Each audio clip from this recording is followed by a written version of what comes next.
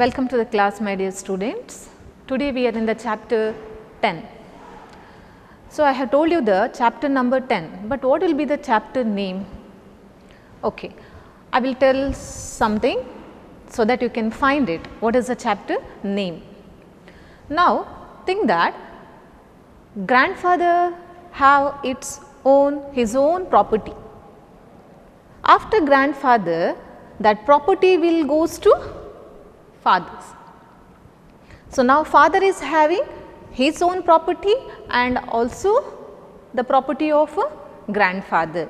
Now, after father, the property will move to son or daughter.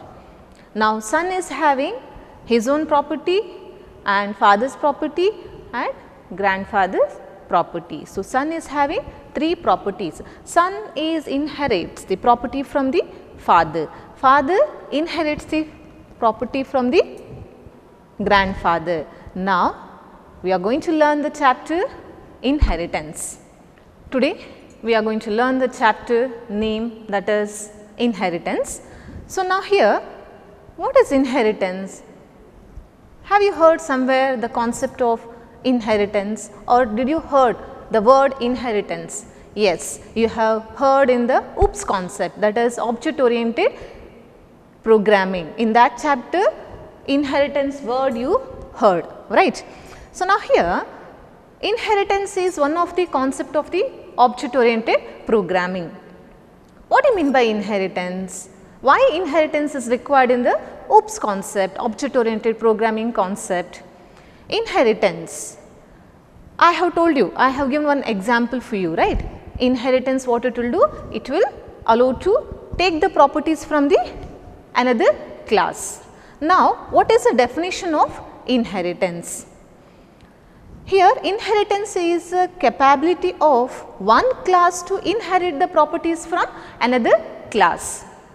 What is inheritance? Inheritance is the capability of one class to inherit the properties from the another class, that is inheritance. Now, here inheritance allow to create number of classes.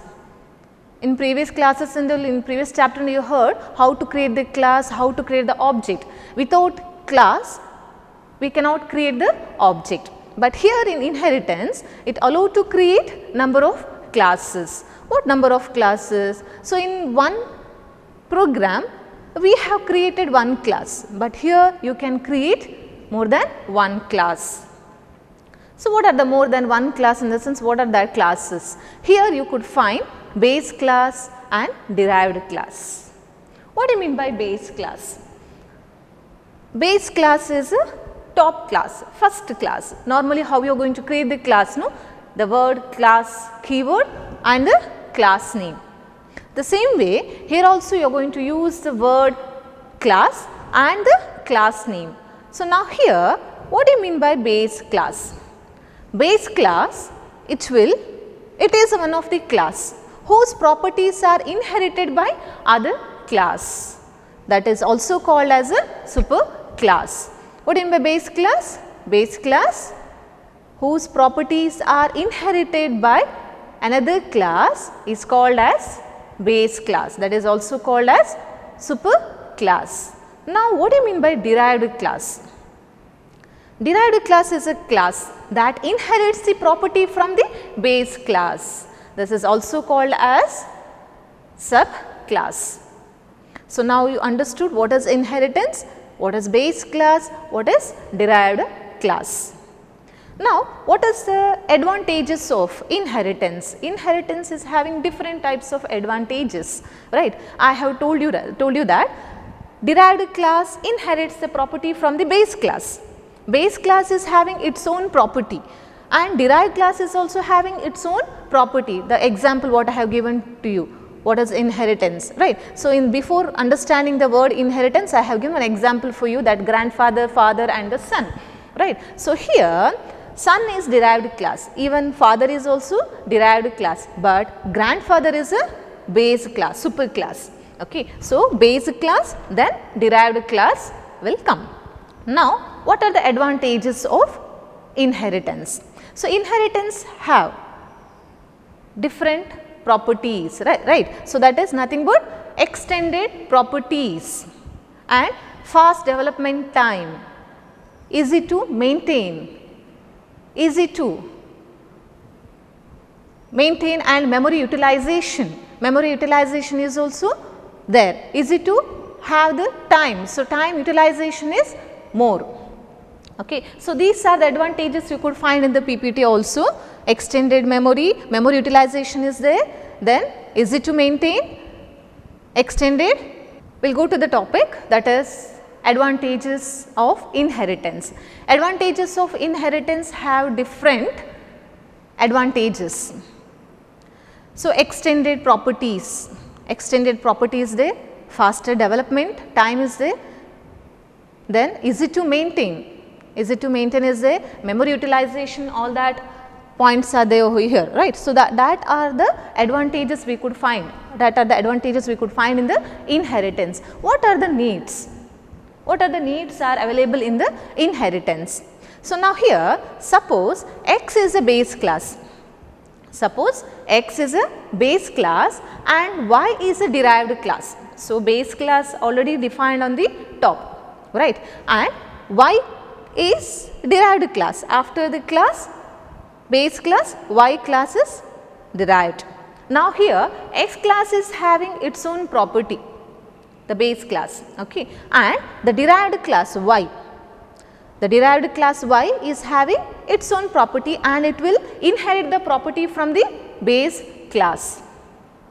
Okay. So, now here when it will inherit the property, if you do not use the inheritance concept, what are the problems will come?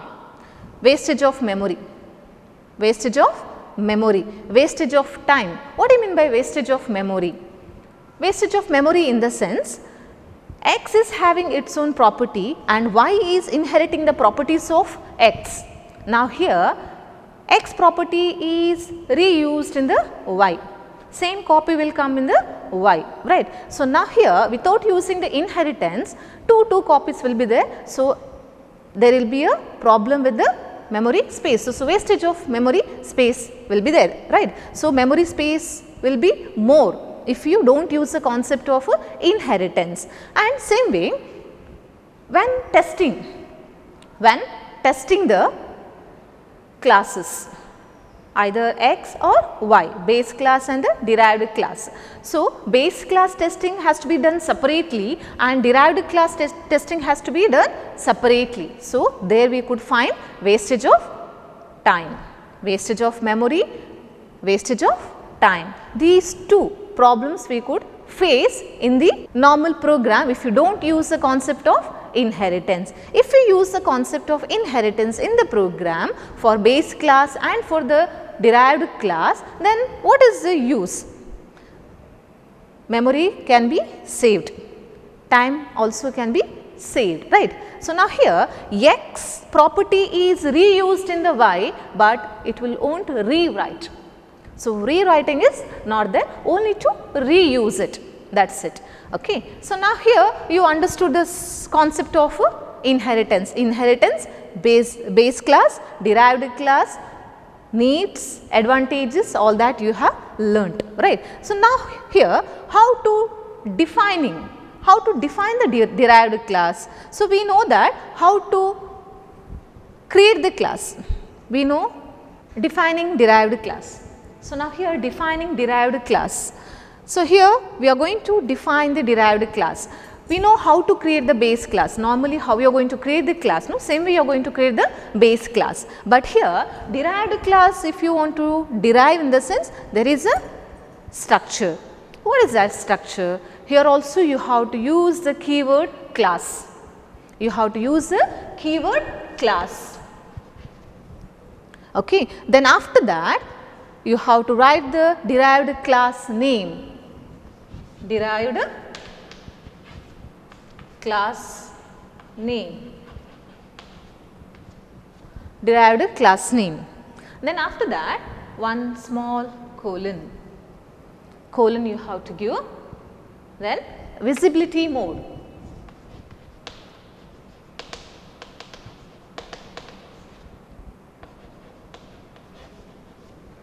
Visibility mode. Then defining the derived class. Defining derived class. How to define the derived class? So, the keyword class we have to use derived class name. Any class name you can write it as a derived class name. Okay. Then here you could find a colon, 2 dots you could able to find here, right. Then visibility mode is there. Now, what is this colon says? This shows derivation of base class. What it shows? Derivation of base class. And visibility mode. Here you could find 3 visibility modes: private, public and protected. Okay. So, this shows and this specifies the type of derivation. What it specifies is type of derivation. Now, here you are going to write the base class name. Are you clear? Class, derived class name, colon, visibility mode, space, base class name. Base class name is nothing but the first class name you are going to write it as a base class. Then open with the flower bracket, then here members of the derived class will come. Okay. Then end with the termination, that is semicolon. Close the flower bracket and give the semicolon to terminate. And here visibility mode, I have told you that public, private and protected. If there is no visibility mode over here, by default the visibility mode will be private. Are you clear? The example everything is showing in the slide, how to write, how to defining the derived class and the example for the derived class. So, here in the place of visibility mode you are going to write public, then that will become as a public derived class. If you are going to write it as private, then that will become as a private derived class. Then in the place of visibility mode, if you are going to write protected, then that will become as a protected visibility mode. Okay. So, here the example what it is showing for you, class, first class, base class is a father. Father is having name, member data are there and member functions are there. So, that 2 are the properties of father. Then after that son class is there, right. So, son class is created by whom? Father class. Father is a base class and son is having his own properties and son inherits the property from the base class. Okay. So, now here visibility mode we learnt how to utilize it, public, private and the protected. Okay. So, now here what do you mean by visibility mode? Visibility mode that controls the access specifier. Even the access specifiers are private, public and protected. Even visibility mode is also private mode, public mode and protected mode. So, here there is a structure for you, base class and the derived class. You could able to find in the table base class, private, public, protected, and in the derived class public mode, private mode and the protected mode. And here visibility mode, I have told you that visibility mode is used to control the access specifiers.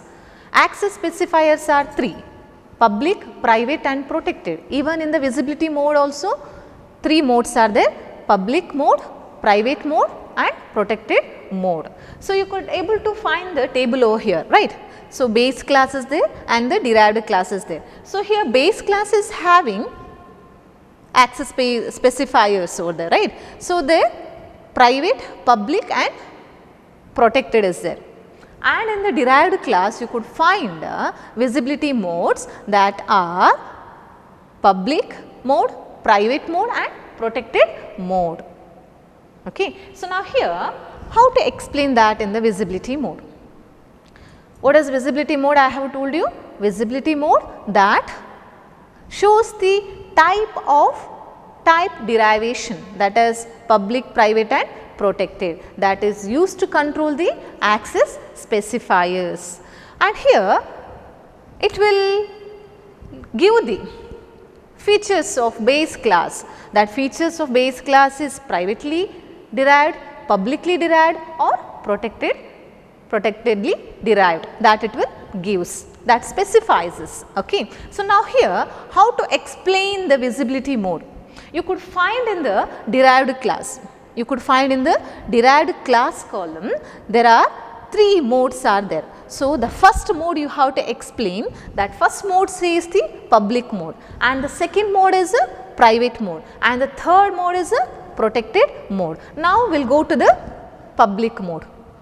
Okay, public mode in the derived class. So, how to explain that? So, 3 points will come under public mode in the derived class. So, in the base class you could find private, public and protected. Okay. So, now we will explain the public mode. Public mode, write the public inheritance, public mode derived class inheritance. So, here the first point says in the public mode, the private in the base class, the private of base class is having its own member functions and member datas. Okay. That can be private, always be what? Not inherited, that cannot be inherited by public mode in the derived class. Same way private is done, then for the public. So, public member of the base class remains, can be, it can be what it is given in the column, what the name for the public. So, that will be public in the derived class, and protected member function of the base class remains protected in the public mode of the derived class. So, this is how you are going to explain it. First you have to come to the base class, private, public, protected, then go to the public mode. Same way take the private mode. So, here private mode is also having for the base class private. So, member of the private base class cannot be inherited in the private derived class. Same way you are going to the public member of the base class remains private in the derived class, and protected remains protected in the derived class. Same way you are going to the protected mode. So, protected mode says private in the base class, private in the base class cannot be inherited in the protected. Okay. The same way public base class, public member of the base class remains protected in the protected derived class, and protected in the base class remains protected in the derived class. Okay. This is how you are going to explain it, that points are given in the slides. So, this is how you are going to explain for the table. If you will understand the table, take the picture of the table and keep it in your mind, so that you can understand how to explain that. Take the modes public, private and protected and explain based on the base class. This is how you are going to explain the visibility mode. And the example is nothing but you are going to write in the place of visibility mode public, either private or protected. Any of the 3 modes you can take based on your program. This is how the visibility mode works. Now, the next concept is levels of inheritance. Levels of inheritance. So, here levels of inheritance is nothing but, already I have told you that derived class is having extended property. Why it is having extended property? Because it is able to inherit the properties from the base class. So, it is having properties, more properties of base class and its own class, and based on that the properties are shared only in one class, more than one class, more than one level. So, based on that the classes are shared. On that relationship, inheritance is classified into 5 forms. One is a single level, single inheritance, multi-level inheritance, multiple inheritance, hierarchical inheritance and hybrid inheritance. 5 classification levels will come under 5 classifications will come under levels of inheritance. What are that? Single inheritance, multi-level inheritance, multiple inheritance, hierarchical inheritance and hybrid inheritance. We will go to the first point, single inheritance. So, you could find here single inheritance, one diagram you could able to find over there. Okay. So, base class and the derived class, right, and next to that diagram one more diagram you could find, that is father and son. Okay. Son is inheriting the properties of father. So, here one derived class is there, one base class is there. So, what single inheritance definition can give? You can able to give the definition for single inheritance, that is, if the class is derived from only one base class, it is called as a single inheritance. What is single inheritance?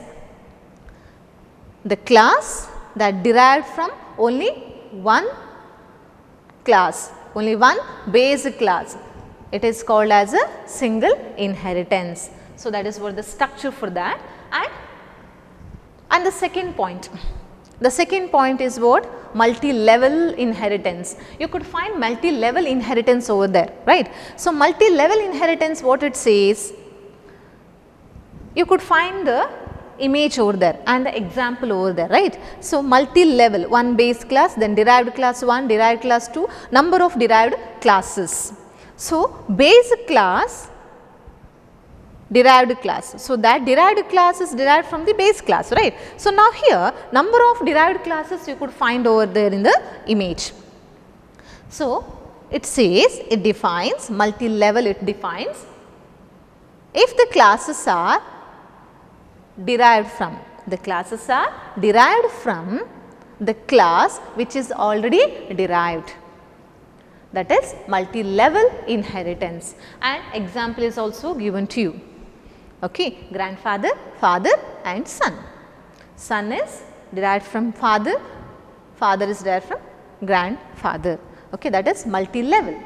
The next one is a multiple inheritance. Multiple inheritance in the sense, here you are going to write a multiple in the sense what? One derived class is derived from more than 2 base classes, that is called as a multiple inheritance.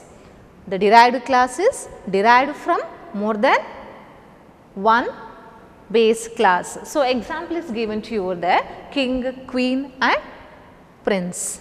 Prince is derived from king and queen. So, same way derived class 1, base class, 2 base class are given to you there. Okay. And same way the next classification, that is a fourth one, hierarchical inheritance. What do you mean by hierarchical inheritance? So, you could able to find the structure over there. So, design, if you keep it in your mind, then it is very easy to understand the definition over there. Okay. So, here one base class is there and number of derived classes are there, right. So, number of derived classes are derived from only one base class. Number of derived classes are derived from only one base class. So, the example is given to you there, staff is a base class and below you could able to find lecturer, office staff, group D, right. So, lecturer, office staff, group D are the derived classes, staff is the base class. So, derived classes are derived from single base class, that is called as a hierarchical inheritance. Now, next last one says hybrid inheritance. So, here hybrid inheritance says it is a combination of hierarchical and multi-level. It is a combination of hierarchical and multi-level. You could find there base class, derived class 1, derived class 2 and the last one derived class 4 over there, right. So, here base class. So, base class and 2 derived classes are there, no, that is hierarchical inheritance. Okay. So, what is hierarchical inheritance is? Number of derived classes are derived from single base class, and when you the next part 2 derived classes and another derived class is there. So, that is called as a multi-level. How it is multi-level? The derived class is derived from the class which is already derived one. Okay. So, that is multi-level. So, hybrid is called as a combination of hierarchical and multi-level inheritance. These are the concepts are very important. Okay. So, 5 points will come under levels of inheritance. We will go to the next topic. Next topic says about the relationship. Okay. So, now here we understood what is levels of inheritance. Next we will go to the next topic, relationship between classes. So, here relationship between classes, almost 4 points are given to you. The first one, virtual class. What do you mean by virtual class? Why it is required in the inheritance? So, here virtual class, think that take the structure of hybrid, take the structure of hybrid inheritance. So, here one base class is there, 2 derived class B and derived class C, and next one is a derived class D. So, base class is having its own property and derived class B and derived class C. Derived class B is having its own property and also it is having the property of a base class, and derived class C is having its own property and the property of a base class. But if you want to access the derived class D, so what the derived class D is having? So, derived class is having its own property and properties of derived class B and derived class C, but you could find derived class B is having base class and its own class, and derived class C is having base class and its own class. Now, you could find 2 base classes in the derived class D, right. So, now here compiler will get confused. So, the compiler will generate error. What it will do? It will generate error over there. So, to come out from that problem, the concept had come, that is virtual base class. So, what you have to do? You have to declare virtual in the derived class B and in the derived class C. Okay. So, if you mention over there, then it is very easy to access. The compiler does not generate error message to you. Okay. So, now here how to write the virtual class? How to write the virtual class in the derived class? So, think that we have a class. Okay. So, now here you could find a class A. This is a base class. Class A is a base class that you could able to see in the image also. Class A is having members. So, these are the properties, member data and member functions are there in the class A, that is A is a base class, and that class is closed with a semicolon. The class is closed with the flower bracket and terminator semicolon. Then class B is declared there and colon is there, and here in this place you have to write virtual. So, this is the virtual base class. Okay. So, in the base class, before the base class, when you are going to access the property from the base class, before that we have to write it virtual over there. Okay. So, within that also properties are there, member data, member functions are there, then you are going to close the class over there. Class C is a class, you have to write virtual same like a class B, and finally, how it is shown in the image, same way you are going to write it for class D. Okay, is class D public B comma public C. This is how you are going to write it in the virtual base class. Okay, second point will come under relationship between the classes, that is abstract class. What do you mean by abstract? So, here abstract class is nothing but the base class. Why base class is abstract class? Because abstract class cannot be used to create the object. To create the object, we are not using base class, we are using derived class. Why we have to use derived class to create the object? Because derived class is having extended properties. Derived class is having extended property, derived class is having its own property and it will inherit the properties from the base class. So, extended property is there for the derived class. So, we are going to create the object by using derived class name. Now, then why base class is required? Base class is abstracted, that cannot be used to create the object, right. But why it has to be required? It is required only because to properties to share. Okay. So, whose properties are inherited by other class.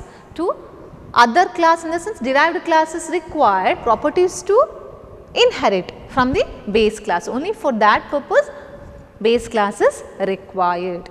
Okay. So, the third point, next the third point says relationship between the classes. The third point is the constructors, constructor derived class. What is a constructor derived class? We know that constructor how to create, we know, right. We know that how to create the constructor, base class. For example, the base class A, base class A, then the class name is A over here, same class name we have to use to create the constructor. Okay. So, it will be like this way, the same name should be there for the constructor. What the class name is, the same name should be there. So, but here we have two classes, base class and the derived class. Now, what are the classes we have to use it to create the constructor? So, it is very simple. So, now here class A is a base class. So, this is a base class. Now, we are created base class constructor. So, but here there is no argument. If the base class constructor is not having any argument within a common bracket, then there is no need of writing, no need of using constructor, derived class constructor in the derived class. So, if you are passing, if you are using argument in the base class, in the base class constructor, if you are utilizing the argument, then it is mandatory to create derived class constructor. So, constructor in the derived class, it is mandatory to create because you have taken argument in the base class. So, how to create for the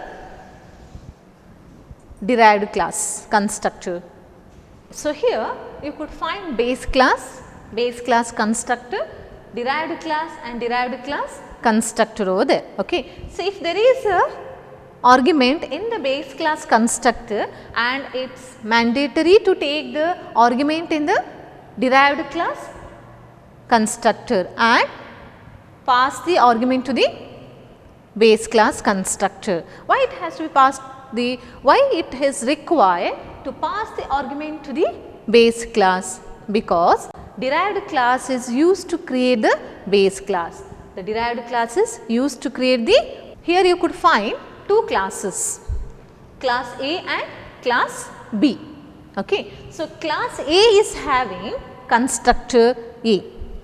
Okay. So, this is called as a base class constructor. Now, you could able to find class B over there, right. So, this is a derived class and derived class is having derived class constructor over here.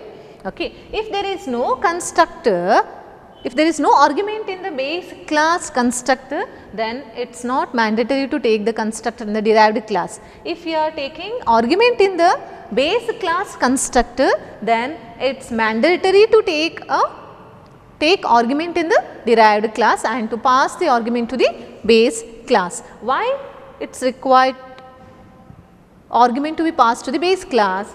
It sends that derived class used to create the object, derived class is used to create the object, then it is required and it is mandatory to pass the argument to the base class. And how to execute? First it will execute the base class constructor, after that it will execute the derived class constructor.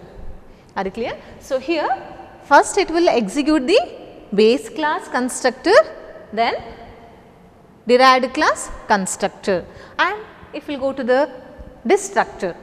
Destructor is opposite of a constructor.